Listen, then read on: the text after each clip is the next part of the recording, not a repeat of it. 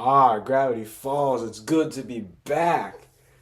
Well, I said it. I took my break on January and now I'm going to be back filming and editing videos here on February. I'm still going to make some of those Lego skits somewhere randomly in February, but I have two big videos planned for every month from now on and a big announcement for winter.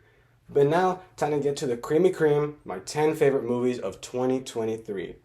Now, in my opinion, 2023 was a good year for film, despite the bombs that happened in the summer blockbuster. But everything that happened after that, it was amazing. But yeah, there were some movies I did really want to see in 2023, but I didn't get to see them because I didn't have enough time, or my parents just didn't feel like taking me to the cinema to watch these movies. The two only movies that I really wanted to see from 2023 was Oppenheimer because I love Christopher Nolan and people are saying it's a good movie, and Godzilla Minus One because the effects look so amazing, and as a Godzilla fan, it looks like it's going to be one of the best Godzilla movies of all time.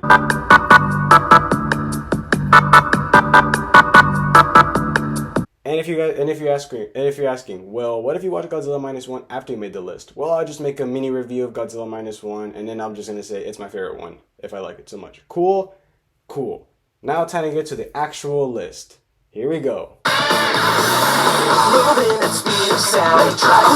Not gonna lie, DC has been quite the rubbish last year. Aquaman: The Last Kingdom was so bad that it had to be pulled on digital only 2 weeks after it came out in theaters. Shazam: Fear of the Gods bombed so much.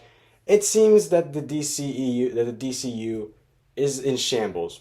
I gotta say, for the first movie to screw up in shambles, The Flash was actually kind of good. Now I know you're surprised, but I gotta be honest with you, I did not watch that many movies in 2023, so take this list with a grain of salt. Now, people say that The Flash is really bad because of the effects, and I agree, the effects in here look really bad. But I still like the story, and I still like the characters, the action was pretty great, and I really love the twist at the end where it turns out that Other Barry's universe was meant to die because of the actions. My only minor gripes with it, though, is that I didn't accurately follow the Flashpoint. I really wanted Michael Keaton to be Thomas Wayne and have him wield guns. That would have been so cool, but no. They had to stick with the original 1989 Batman. I really love Zod in this movie too. Even though he had 10 minutes of screen time, I really thought he was just as menacing as he was in Man of Steel. And another gripe that I had with this movie is that Other Barry can be really annoying and he got on my nerves. He said broski one time and I thought that was kind of funny. Broski? I got you. But still, The Flash, despite its flaws, had a really good ending that almost made me tear up. And I did not like the post-credits scene. I liked the original post-credits scene, but the one they showed in Max, wasn't good. I've never jumped. For number 9, we got the Mario movie.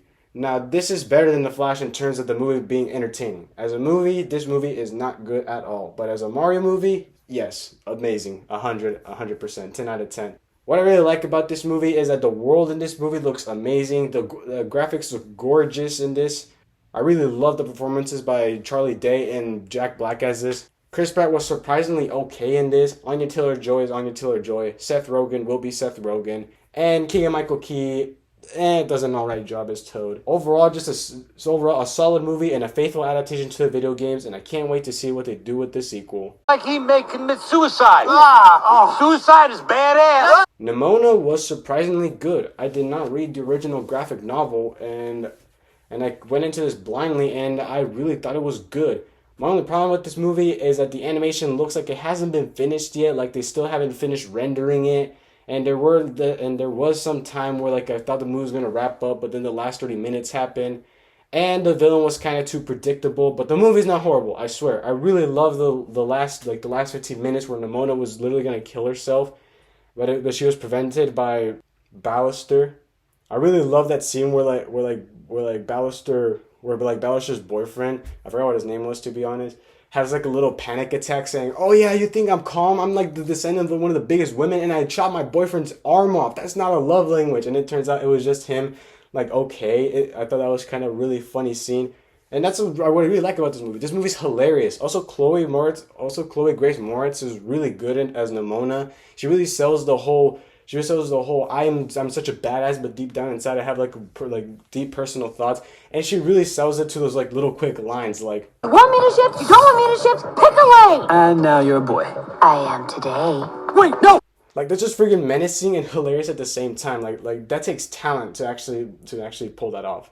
Overall, a really great movie, really great action. Not so much on the animation though. The villain is kind of predictable, but not a bad movie. I really like it.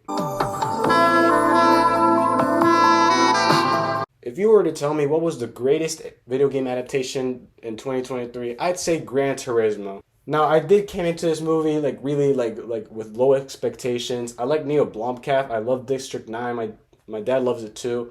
And then I went into this movie blind because I'm not a really big fan of like simulation racing games. I think they're all of them are just the same. Like why would I buy this game if it's just gonna be the same as the last installment? But to my surprise, the movie was actually kind of good. I really like Dave Hopper in this movie. He's really good. The main character isn't too bad, and I really love his struggles that he went with until he finally won the race that he wanted. The antagonist in this movie was kind of predictable and was like a villain of the week kind of. And the love interest in this film, she didn't have any chemistry with the main character at all. But the visuals in this film are gorgeous, and I really love this. If you were looking for a good video game adaptation starring Jim Hopper, I highly recommend this movie, and I'm sure you'll really enjoy it. And if you're asking what's the best video game adaptation like of all time, in a movie, Gran Turismo, but as a series, it's The Last of Us. There's no contest. Jelly Jugs, next time you come on my court, you better wear a bra, okay? Adam Sandler is one of the most diverse filmmakers of all time. He can make some good movies, he can make some bad movies. He can be in some great movies and he can be in some bad ones too. But he did not miss with Leo. This movie has amazing comedy and had some amazing touching moments. Like there's this one scene where this bully feels like he's dumb because he doesn't know everything. And then Leo is just like, it's okay to not have everything. These are the best years and you should be proud. And then this kid says, "Don't you miss being a kid?" And he just says, "I'm glad I'm still here." And that's really touching. And that's what I love about this film. There are some really touching lines in this. Also, some of the comedy here is great too. Like Jason Alexander in this movie was really funny as the snobby girl's dad. And I also really love Bill Burr's character as Squirtle, and they make a little dick joke, and I thought that was funny. What else can I count with? I tell you, but there's kids around. And that's just Leo. It has good comedy. Granted, there are some cringe moments, like the gym coach does saying, "Watch me whip Nene," and I just really wanted my eyes to get gouged out of my skull just from hearing that. God, I just wish that adults realize what a fad is. But still, Leo is a good movie. It's hilarious. The animation is alright. I really like the kindergartners getting their heads bashed. Anyway, moving on. Now this one is kind of biased. I was really worried about this film's performance since it is it's the first movie in the DCU. But granted, I loved it so much that it's in number 5 in my spot. Blue Beetle is an amazing movie. I know this movie recycles a bunch of stuff that you've seen in other superhero movies. It has the whole follow your heart or you can do it. The love I feel for my family, that's what makes me strong. I know it's predictable, but what carries these movies is the Mexico, guys. This movie is amazing with its representation of Latin culture. They don't use it as a token. They really actually know how we act. Whenever they call Jaime Cabezon, that's actually what we kind of do in our family. We call each other by nicknames instead of our actual names sometimes. The Nana is hilarious. Tio Rudy sometimes can be too real for me. The dad is too overworking that it almost kind of reminded me of my dad. And there was a little scene where Jaime and Rudy talk and they're talk, and I just really remember all those times when my dad and my grandma really sacrificed themselves just so we can have a better future.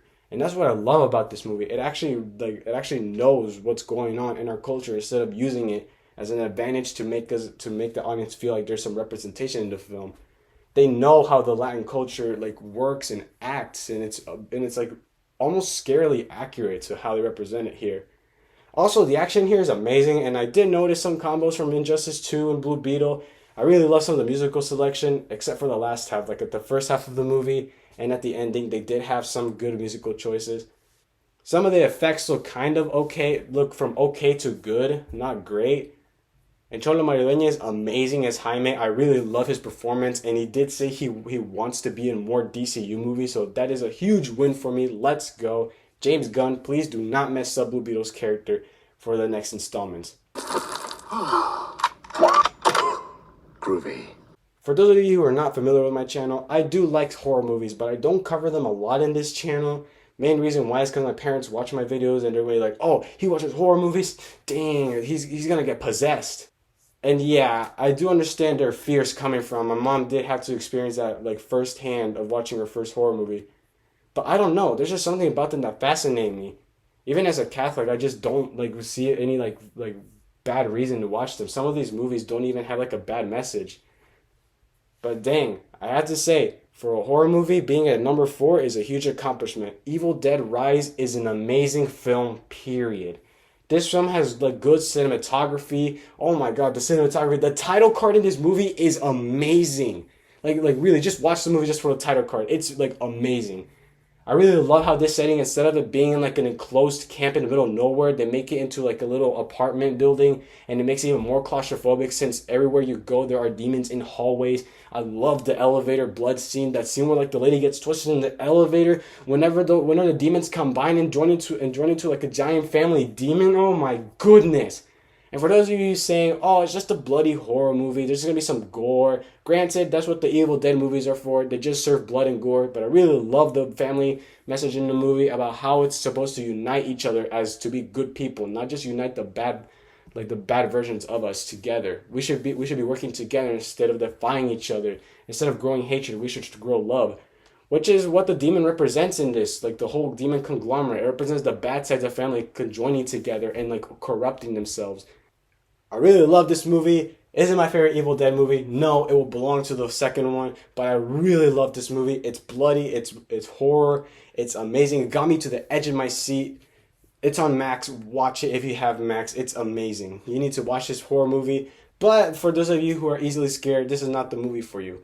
8 out of 10 to 9 out of 10. I do not know where to place it. It is amazing. You need to watch it. The story has been yours all along. You just didn't know it. Surprisingly enough, the third movie in this list is a third movie in a franchise, and it's Guardians of the Galaxy Volume 3. I don't know how, but I remember whenever the first Guardians of the Galaxy movie was announced, and people were like, oh, it's not a Captain America movie, it's not a Thor movie, it's not an Iron Man movie, it's not even an Avengers movie. Like, what were they even thinking? And the movie came out and they were like, oh damn, this is actually kind of good. And now it's become one of the most beloved franchises in comic book history, period. Every single time when I ask someone, hey, what do you think of the Guardians? There's like a 99% chance they'll say, oh, they're amazing. And one of the reasons why is because these characters, even though they're fictional, you can still feel their struggles when they're a family. And in this film, it's no different. Rocket tries to struggle with the broken family he had at the beginning. The abusive control of the High Evolutionary might be almost real to some people, as what I've heard. And speaking of the High Evolutionary, the actor who plays him does a solid job of playing a horrible villain that just makes you want to punch them in the face. I really was at the edge of my seat trying to hold my punches at this man. I did not want my hand to be thrown at a screen. That's how good he was. I also really love the cast too. I love Nebula in this movie so much. Drax is hilarious as always. I love at the end where Peter reunites with his grandfather. Oh my god, the dog days are over will forever make me cry. And that scene where Rocket finally smiles will always leave a tear in my eye. This movie is beautiful and it has an amazing message. And even though James Gunn will leave Marvel, I'm still with hope that even though the original Guardians won't reunite together, they'll at least find their message and they'll know what it's like to be a true family. I'm just gonna cut to the chase here. Barbie is a hilarious movie. I'm talking amazing. It has amazing laughs. Alan exists in this movie. I love Alan so much. Ken can be an character, but I love his character development in the movie. Margot Robbie sells it as Barbie so much. I love some of the random scenes in this movie, like that Ken throwing up so he can join the bandwagon of the other Barbies throwing up when Barbie had flat feet. Crazy Barbie, everyone. Crazy Barbie. I really love Ken. I really love Ken's character arc in this movie where like he says he's nothing without Barbie, and then at the end he's like, hey, I can just be Ken. And for some of you saying, this is just a movie about girls and independency. Why should we watch a movie about girls and their stuff like that? Well, I do have to admit, they don't sugarcoat the message long enough. There is a scene where America Ferrera's character says about about how it's difficult being a woman. And they don't sugarcoat the message either, like before the speech either. But one of the things that I really like about this movie is they also struggle of how lonely manlyhood can be sometimes, and it's not. And even though we describe a macho persona, we're still kind of sad people on the inside. It's a good movie, and it's a really great one. In fact, probably the most fun I've ever had watching a movie. It's a close 10 out of 10. The only reason why it's not a 10 is because it didn't show enough Alan. Like, come on, you had the shot and you missed it. Come on. Spider-Man in here. Does that include me? Well, number one's here, and you know what it is. Even the man upstairs knows who it is. Everybody has, if you have a right mind, then you'll know that this might be one of the best movies of 2023, if not the best. Well, I haven't watched Godzilla Minus One yet, so I really don't know about that. But anyway, number one movie, my favorite movie of 2023, Across the Spiderverse. Literally, what can be said about this movie that hasn't been said? Animation is amazing. Action is amazing. I love Gwen's character in this movie. I love Miles's like development in this film. The last 20 minutes of this movie was amazing, and the twist is phenomenal. I really love the side characters too, like Hobie and Paviter Pabakar. Like, oh my god, those are my favorite characters right there in the movie. Like I can't say it. Hey, even my sister who doesn't like the first Spider-Verse movie can agree that the sequel is so much better than the first. But what about my opinion? I think the first movie feels more complete, partially because the second one is a two-parter, and that's my biggest gripe with the second film, that it is a two-parter, and it's a first part of a two-parter. And of course, there's going to be a little cliffhanger at the ending, and that's what really throws me off. It's like it ended as soon as it was about to. As soon as it was about to begin a whole new era. But it is a two-parter, so I can't get mad at them for that. But still, that does not deny the fact that I love this movie and that it's my favorite film of 2023. 9.8 out of 10. Watch this movie if you have Netflix. It's amazing. Oh yeah, there's my list. And yeah, and if I in chance do see some other movies, I'm not gonna update the list, but I'm only gonna update the list once Godzilla Minus One comes out, and I'll see if it's my favorite movie of 2023. Well, yeah, that's it. That's all, folks. And if you're saying, oh, what's the next video? Either a skit or the Randy Cunningham video, which yeah, please watch. So yeah, see ya.